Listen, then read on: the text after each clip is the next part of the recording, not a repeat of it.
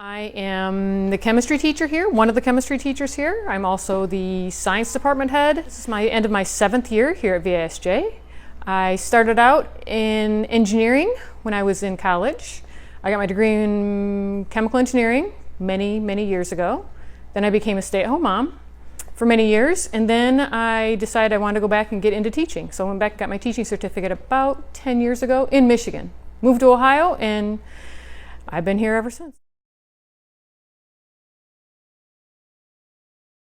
Favorite part of my job is probably my students. I really enjoy the students, getting to know the students. The favorite part I think I have is laughing with the students. Teenagers are a very funny bunch with the things they come up with and the things that they say and do in class.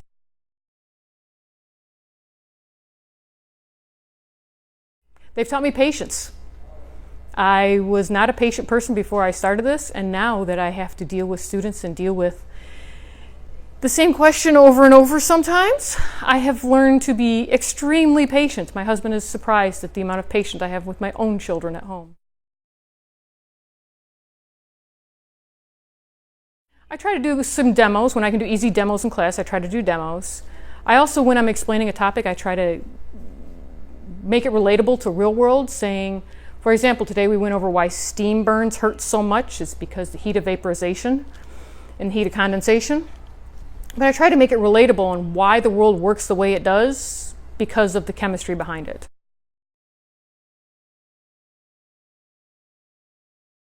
I have some good impacts. So I have some teachers that left some good impacts that make me know what to do and how to act as a teacher. And then on the flip side, I've had some teachers that have been absolutely dreadful, and now I know what not to do. I once had a professor tell me before I went into engineering that I was not smart enough to do it, and so I said, watch me, and that's how I got my degree in engineering. So I guess he taught me what not to do, but it turned out to push me to get a degree that I didn't think I could get.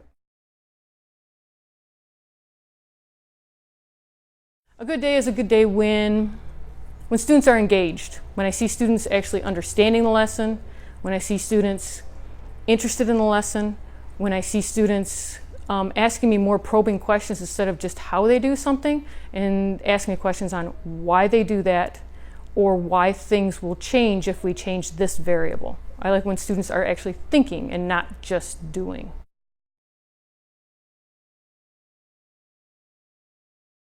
I would love to take an AP class to like a working chemical plant where they can walk around and see what it was like to be a chemical engineer. They get a step back into what my old life used to be like. They can wear the hard hats, climb up on the big stairs, that type of thing. I'm a very different person than I am when I was in high school. High school I was very quiet, I was very shy, I didn't have very many friends, had a lot of issues, and now that I have gotten older, I know that certain things just don't matter anymore. And so I'm much happier, and if I were to go back and do it again, I would get a lot more involved. I start the year off with letters. If you've ever had me as a student, you know the first thing I'm going to assign to you on the first day of school is a letter where you tell me about yourself. When you tell me about yourself, that gives me something to connect with you right away. When this connection is made, then I can use that all through the year to help maintain that contact with that student. During the day, I'm very sarcastic in class, but only if a kid will engage with me. And some kids like to engage with me, and I will engage back. If a student is very quiet, does not want to engage in class, I have learned to leave them alone.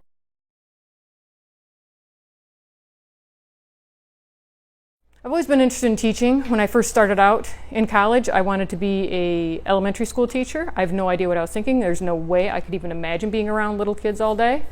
That ended when my oldest son was in preschool, and I went and I helped out in preschool. Oh my, that was bad. That was really bad. And so I've learned I just like dealing with teenagers, and I really like chemistry. So I thought, let's give this a whirl.